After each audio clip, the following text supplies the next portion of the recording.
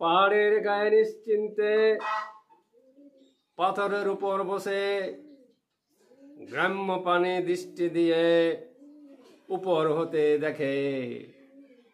গোচর কালে ও গোচরে স্পর্শ ছুটে হৃদয় দিয়ে প্রাকৃতিকতা মনটি ভরে উঠে।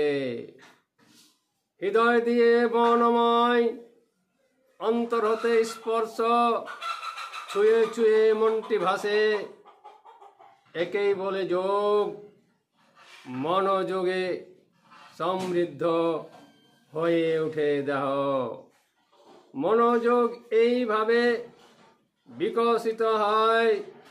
মনোযোগ একেই বলে ব্রহ্মযোগ। এইভাবে শিক্ষা নিতে হয়। আশ্রমের কথা ভাবছি আমি, কিভাবে দেওয়া যায়।